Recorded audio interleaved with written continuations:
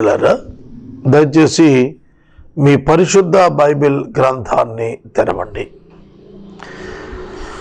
ఆదికాండము గ్రంథము 26వ అధ్యాయము 2వ వచనములో దేవుడైన యెహోవా ఇస్సాకునకు ప్రత్యక్షమై మాట్లాడుతున్నాడు.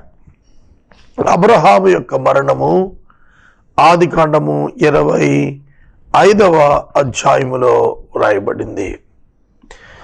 అబ్రహాము 175 సంవత్సరాలు బ్రతికాడు. 175 సంవత్సరాలు బ్రతికినప్పుడు ఇస్సాకు 75 సంవత్సరాల వృద్ధుడు.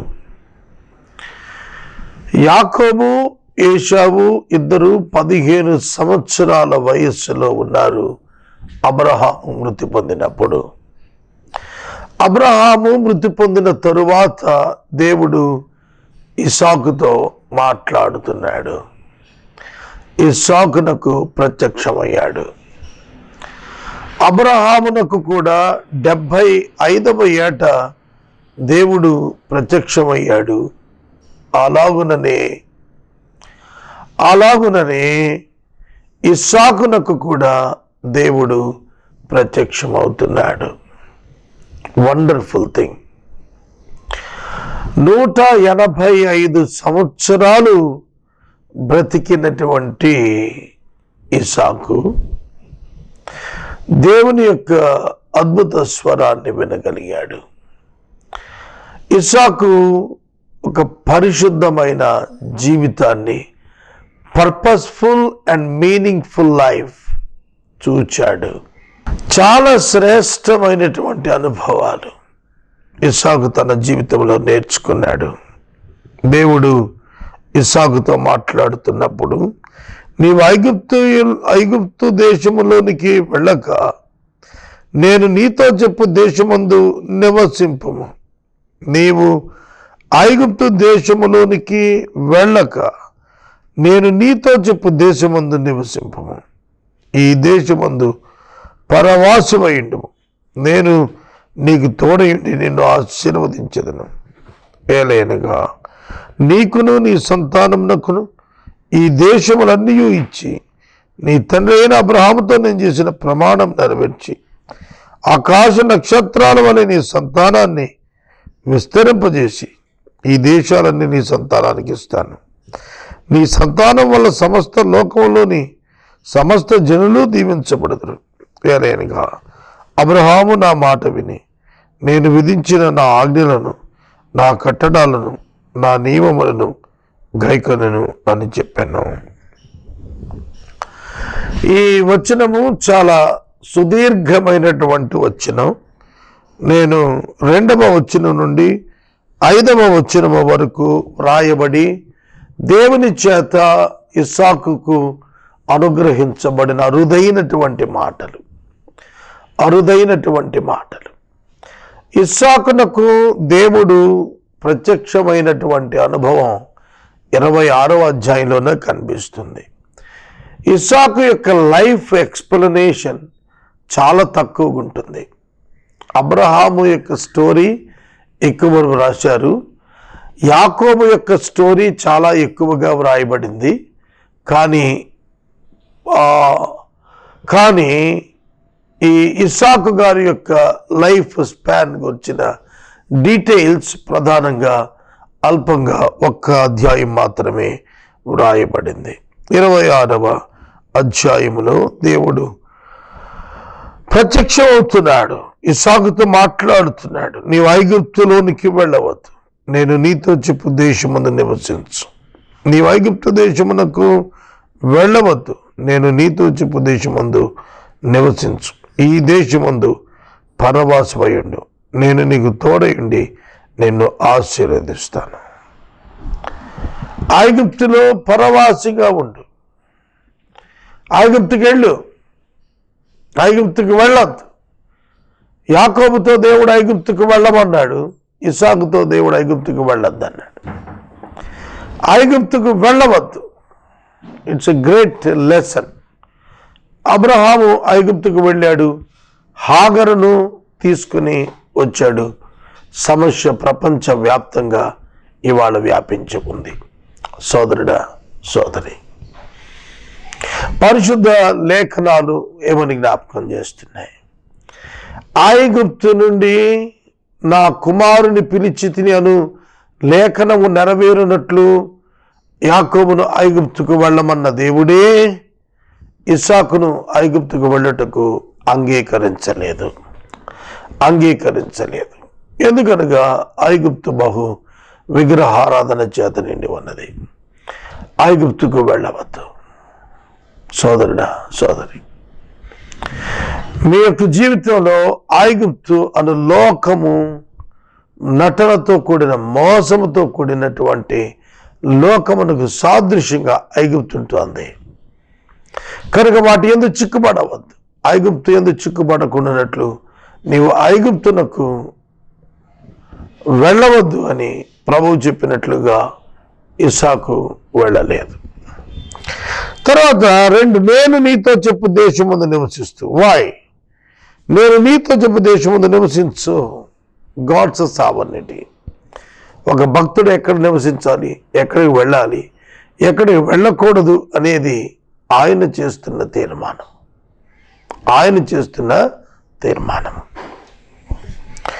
తర్వాత ఈ దేశంలో ఎలా ఉండాలి? నువ్వు నివసించినప్పుడు పరవాసిపోయిండుము. నేను నీకు తోడయుండి నిన్ను ఆశీర్వదిస్తాను. నీవు పరవాసిగా ఉన్నట్టయితే దేవుని సన్నిధి నీకు దొరుకుతుంది. ఐగుప్తుకి వెళ్ళవద్దన్నాడు, ఎందుకనగా ఐగుప్తు విగ్రహారాధన సాదృశ్యం. కనుక ఇస్సాకు అతని యొక్క జీవితంలో ఐగుప్తుకు వెళ్ళకూడదనేది నేర్చుకున్నాడు. అలాగే నీ తండ్రి అయిన అబ్రహాముతో నేను చేసిన నిబంధన ప్రమాణం నెరవేర్చి ఆకాశ నక్షత్రాల వలె నీ సంతానాన్ని విస్తరింపజేసి నీ దేశములన్నీ నీ సంతానములకు ఇచ్చేదను. నీవు ఆక్యుపై చేసినదంతా కూడా నీ సంతానానికి ఇస్తాను. పర్టికులర్గా ఈ పాలస్తీనా భూభాగం అంతా కూడా మీకు ఇస్తాను అని యూదులకు వాగ్దానం చేస్తున్నాడు. తదుపరి ప్రభువు చెబుతున్న మాట, నేను చెప్పు దేశమందు నివాసము. It is already announced. ఇది చెప్పబడుతుంది, ముందస్తుగా చెప్పబడుతుంది. ఎందుకంటే ఎక్కడ మనము నివసించటం మనకు క్షేమమో మన దేవునికి తెలుసు. లోతు తను సొదొమ గొమొర్రాల నుండి వస్తున్నప్పుడు వెలుపటికి దేవుని దూతలు చెప్పారు, నీవు ఆ పర్వతం మీదకి వెళ్ళిపోమని. కానీ లోతు, నేను అంత దూరం ఇప్పుడు పోలేనయ్యా, ఈ ప్రక్క చిన్న గ్రామం ఉంది, దాని పేరు సోయర్ అంటే చిన్నది అని అర్థం. ఏ లిటిల్ విలేజ్ ఉంది, అక్కడ వెళ్తా అన్నాడు. వెళ్ళాడు. ఆ భయంకరమైనటువంటి నాశనం తర్వాత నాకు భయం వేస్తుంది, నువ్వు ఉన్నమన్న ఆ యొక్క పర్వతానికే వెళతామని పర్వతం దగ్గరికి వెళ్ళిపోయాడు. చూడండి, ఎక్కడ ఉంటే అతడు క్షేమమో దేవుడు లోతుకు తెలియచేశాడు. లోతు సోయరికి వెళ్తానని అన్నప్పటికీ సోయరి కంటే శ్రేష్టమైనది పర్వతమని దేవుడు ఎరిగి ఉన్నాడు. నీవు ఎక్కడ నివసించాలి, ఏ దేశములో ఎలా నివసించాలి, ఆ విధంగా నివసించినప్పుడు దేవుడు నిన్ను ఎలాగూ ఆశీర్వదిస్తాడు. ఇవి ఇక్కడ మనం చూస్తున్నాము. తర్వాత ప్రభువు చెబుతున్నాడు, నేను నీకు తోడై ఉంటాను. ఎప్పుడైతే నీవు ఐగుప్తులోనికి వెళ్ళక గెరారులో నివసిస్తావో, ఎప్పుడైతే ఈ ప్రత్యేక ఫిలిష్తీ దేశంలో పరవాసిగా ఉంటావో, అప్పుడు నేను నీకు తోడై ఉండి నిన్ను రక్షిస్తాను. I'll be with you and I'll bless you. నేను నీతో ఉంటాను, నిన్ను దీవిస్తాను. సహోదరుడా, సహోదరి, దేవుని యొక్క సేవకుడు దేవునికి లోబడుట ద్వారా బహుమానాన్ని పొందాలి. అందుకే అన్నాడు, నేను నీకు తోడై ఉంటాను, నిన్ను ఆశీర్వదిస్తాను. ఎలాగనగా నీకు నీ సంతానానికి ఈ దేశాన్ని ఇచ్చి నీ తండ్రి అయిన అబ్రహాముతో నేను చేసిన ప్రమాణం నెరవేర్చి ఆకాశ నక్షత్రాల వలె నీ సంతానం విస్తరింపజేసి ఆ దేశంలో నీ సంతానానికి ఇస్తాను. నీ సంతానం వల్ల సమస్త భూలోకంలోని జనులు ఆశీర్వదించబడదురు. వేలైనగా అబ్రహాము నా మాట విని నేను విధించిన దాని నా ఆజ్ఞలను, నా కట్టడలను, నా నియమములను గైకొనెను అని చెప్పాను. దేవుడు మరలా ఇక్కడ తోడుగా ఉండి ఆశీర్వదించడంతో పాటుగా సంతానానికి దేశాలు ఇస్తానని వాగ్దానం చేస్తున్నాడు. దీని అర్థం ఏమిటి? సంతానములకు దేశాన్ని ఇవ్వటం అంటే it's a promise from God. దేవుడు వాగ్దానం చేస్తున్నాడు, I will give the nations to your inherited children. స్వాస్థ్యముగా వచ్చినటువంటి నీ బిడ్డలకు అనేక దేశాలు నేను ఇస్తానన్నాడు. నీ సంతానం ఈ దేశాలను ఇచ్చేసి అబ్రహాముతో చేసిన ప్రమాణం నెరవేర్చి ఆకాశ నక్షత్రాల వలె సంతానం విస్తరింపజేసి నీ దేశాలన్నీ నీ సంతానానికి ఇచ్చేస్తాను. ఈ దేశములన్నీ నీ సంతానానికి ఇస్తాను. Wonderful words, wonderful God. సోదరుడా, సోదరి, దేవుని యొక్క వాగ్దానము స్పష్టముగా ఉన్నది. దేవుని వాగ్దానములు స్పష్టముగా ఉన్నాయి. దేవుని పిల్లలు వాటిని గ్రహించాలి. దేవునిపై ఆధారపడటం మనం నేర్చుకోగలగాలి. దేవునిపై ఆధారపడకపోతే మనం అభివృద్ధిలోనికి రాము. ఏలయనగా అబ్రహాము నా మాట విని నేను విధించిన దాన్ని, నా ఆజ్ఞలను, నా కట్టడలను, నా నియమాలను గైకొనేనని చెప్పండి. నా ఆజ్ఞలను గైకొనని చెప్పను. ఈ మాటలు మనం చూస్తున్నప్పుడు ఇస్సాకు దేవుని మాటలు అన్నింటి చొప్పున జీవించడం ప్రారంభించాడు. ఎప్పుడైతే దేవుని నోట నుండి వచ్చిన మాట చొప్పున జీవిస్తున్నాడో దేవుని యొక్క బ్లెస్సింగ్ ఇస్సాకు మీదకు వచ్చింది. ఇస్సాకు తండ్రి అయిన అబ్రహాము ఎంత పేరు తెచ్చుకున్నాడో అంతకి 100 రెట్ల పేరు ఆ ప్రాంతంలో ఇస్సాకు సంపాదించగలిగాడు. కనుక విధేయత చూపిన వారిని దేవుడు పిలుచుకుని వాడుకుంటాడు. నీ సంతానముల సమస్త భూలోకంలోని సమస్త జనులు ఆశీర్వదించబడతారు. నీ సంతానము ఆశీర్వదించబడుతుంది. ప్రియమైన దేవుని బిడ్డలారా, అబ్రహాము కూడాను తన జీవితంలో కరువు వచ్చినప్పుడు దేవుని కన్సల్ట్ చేయకుండా ఐగుప్తుకి వెళ్ళాడు. అక్కడ అబ్రహాము దెబ్బతిన్నాడు. కానీ ఇస్సాకు ఆ విధంగా చేయకుండా దేవుడు ఇస్సాకునకు ప్రత్యక్షమయ్యాడు. అబ్రహాము చేసిన తప్పులే ఇస్సాకు చేస్తాడు అనేటువంటి ఉద్దేశంతో అతడు ఆ విధముగా చేయకుండా ఒక పర్ఫెక్ట్ వార్నింగ్, ఒక హెచ్చరిక దేవుడు స్వయంగా ఇస్సాకునకు ఇస్తున్నాడు. నీవు ఐగుప్తుకు వెళ్ళవద్దు. ఐగుప్తు విగ్రహారాధనకు జ్ఞాపకం, ఐగుప్తు తిరస్కారమునకు జ్ఞాపకం, ఐగుప్తు బానిసత్వమునకు జ్ఞాపకం, ఐగుప్తు చరజీవితానికి జ్ఞాపకం. కాబట్టి ఐగుప్తుకు వెళ్ళవద్దు. Do not enter in to the slavery of the world. Do not enter in to the glitterness of the world. లోకంలో మెరుస్తున్న దాని వైపు పరుగులు పెడుతున్నావేమో. Don't go there. వెళ్ళవద్దు. సోదరుడా, సోదరి, దేవుడు వెళ్ళొద్దన్నాడు. ఇస్సాకు వెళ్లకుండా ఆగిపోయినాడు. If God said something to you, can you do that? దేవుడు నిన్ను వెళ్ళవద్దు అని అంటే వెళ్ళటం ఆగగలుగుతావా? When you thought of the comfort there, even though you should not move on. అక్కడికి వెళితే నాకు ఆదరణ దొరుకుతుందేమో అని ఇస్సాకు అనుకుని ఉండొచ్చు. కానీ దేవుడు వద్దంటున్నాడు. సరే అన్నాడు ఇస్సాకు. దేవునికి ఒక ప్రణాళిక ఉన్నది. ఇస్సాకును దేవుడు దీవించాలనుకున్నప్పుడు డోంట్ గో టు ఈజిప్ట్ అని చెప్పాడు. ఎందుకంటే ఐగుప్తుకు వెళ్ళినప్పుడు అబ్రహాము ధనవంతుడయ్యాడు. అబ్రహాము యొక్క ధనం ఎక్కడిది అని ఎవరైనా అడిగితే అబ్రహాము యొక్క ధనములో ఐగుప్తు ధనము మిక్స్ అయి ఉంది అనే కామెంట్ వస్తుంది. కానీ ఇస్సాకు విషయంలో అలా రాకూడదు. ఐగుప్తు సంబంధితమైన ఆర్జితం ఏది కూడా ఇస్సాకు దగ్గర ఉండకూడదు. అందుకే దేవుడు నువ్వు ఐగుప్తుకి వెళ్ళొద్దు అన్నాడు. ఐగుప్తు నుంచి హాగరును తీసుకొచ్చాడు అబ్రహాము. జీవితాన్ని పాడు చేసుకున్నాడు. ఇవాళ అనేకుల జీవితాలు ప్రపంచంలో ప్రశ్నార్థకంగా మిగిలిపోయేటట్టుగా ఆనాటి అబ్రహాము యొక్క అవిధేయత, అవగాహన రాహిత్యం పనిచేసిందని నేను మనవి చేస్తున్నాను.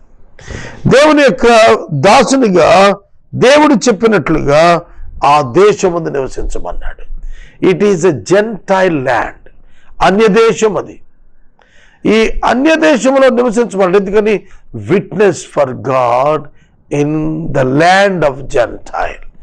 అన్య జనాంగం ఉన్నటువంటి భూమిపై దైవ సాక్ష్యాన్ని స్థాపించడమే దేవుని యొక్క ఇష్టమైనటువంటిది.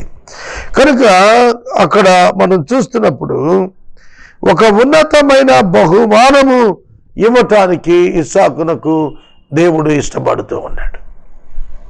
దేవుడు ఇష్టపడుతున్నాడు. ఆ సంవత్సరమున ఇస్సాకు పొలమునకు వెళ్ళి పంట వేశాడు. ఆ వచనాన్ని నేను చదువుతాను, చూడండి. ఇస్సాకు ఆ సంవత్సరమున అక్కడ ఉండి ఆ దేశములో ఇస్సాకు నివసించి విత్తనము వేసి 100 ఫలము పొందెను. 100 ఫలము పొందెను. ఎలాగట? క్రమక్రమముగా యెహోవా అతనిని ఆశీర్వదించెను. క్రమక్రమముగా యెహోవా అతనిని ఆశీర్వదించెను. అవును, దేవుడు ఓవర్ నైట్ దీవించేవాడు కాదు. Step by step, one by one ఆయన దీవిస్తూ వస్తాడు. ప్రియమైన దేవుని బిడ్డలారా, ఇస్సాకు ఒక విత్తనం వేస్తే, భూమికి ఒక విత్తనాన్ని ఇస్తే, ఆ విత్తనం సహజంగా వచ్చే పంటకు 100 టైమ్స్ వచ్చింది. సహజంగా ఉండే పంటకు 100 రెట్లు వచ్చినట్లుగా చూస్తాం.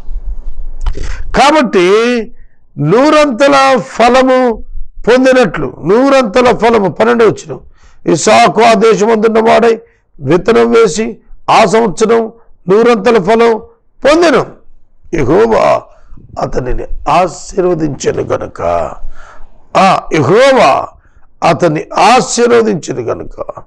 ఆ మనుష్యుడు గొప్పవాడైన, అతడు మిక్కిలి గొప్పవాడగ వరకు క్రమక్రమముగా అభివృద్ధి పొందుచు వచ్చెను. సహోదరుడా, సహోదరి, దేవుడు ఇస్సాకును క్రమక్రమముగా అభివృద్ధిలోకి తీసుకొచ్చాడు. Not at a time, instalment wise, step by